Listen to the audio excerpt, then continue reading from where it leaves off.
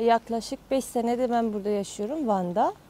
Burada hem okul okuyorum hem de sporla ilgileniyorum. Onların yanında da çalışıyorum. Şu an ben daha üniversite girmedim. Yani sınavlara hazırlanıyorum. Ama beden eğitimi düşünüyorum. Ben Van'da 3. Lig'de Van Gücüspor kadın futbolu hocalık yaptım.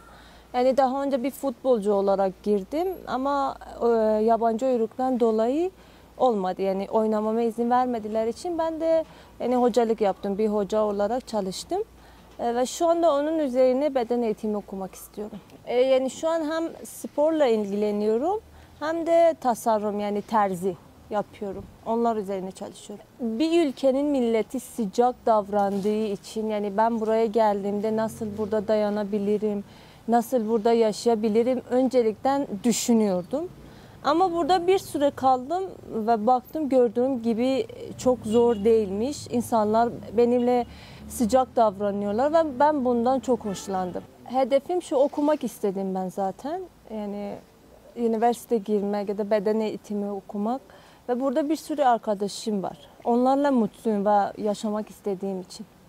İşte orada şartlar zor. Yani bir kız ya da bir kadın okumak çok zor geliyor. Onların şu anki kurallar hiç imkan vermiyorlar.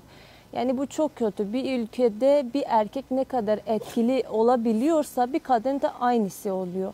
Ama işte onlar ayırlıyorlar onları. Bir kadın şunu yapmaz, onu yapmaz, dışarı çıkmaz, çalışmaz, 6. sınıftan fazla okuyamaz ve bu çok kötü.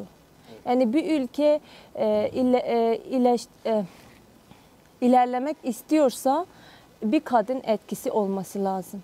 Ama işte onlar öyle düşünmüyorlar ve bu mantığı da biz anlamıyoruz. Yani bunun için biz de bir cevap bulamıyoruz. Ve orada bu yasak gelmesi gerçekten çok kötü. Yani gereksiz bir şey. Bir erkek okuyabiliyorsa bir kadın da okuyabiliyor. Bir erkek bir ülkede etkilenebiliyorsa bir kadın da aynısı. Yani bu kadın okuması engeldir. Neden? Yani bir kadın bir erkek de eşittir bize göre ama onlara göre olmadığı için yani kapatması da biz ona göre bir cevap bulamıyoruz. Neden? Yani ne suç yapmışız biz? Niye? Biz de bunu bilemiyoruz. Ama işte ben burada yaşadığım için yani burada öyle bir şey yoktur.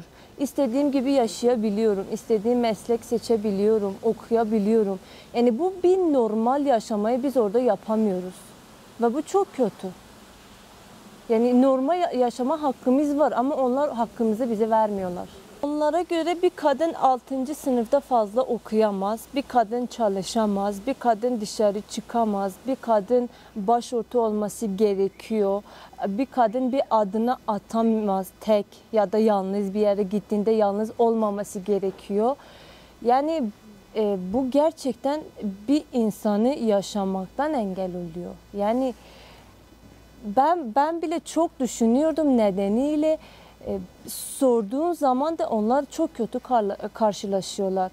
Cezaevinde götürüyorlar, susturuyorlar ve bu çok kötü. Yani susmakla olmaz zaten. Nereye kadar böyle? Onlar yalnız çıktığında ya da bir alışveriş yaptığında bir suçtur.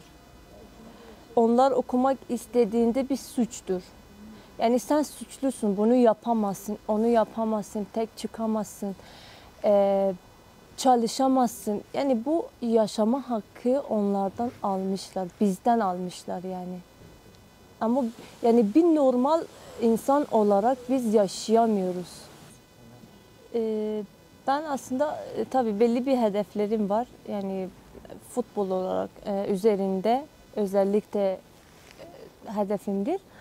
Ve bir kadın olarak gücümü göstermek isterim yani. Yani bir kadın neler yapabiliyor, ne kadar ilerleyebiliyor, çok kişiye umut verebiliyor, bir sürü şey yapabiliyor göstermek isterim özellikle. Kendin kıymetini bilmesi, ne kadar değerli olduğunu bilmesi ve ne kadar başarılı olmanı bilmesi. Bir kadın bunu bilsen tamamdır.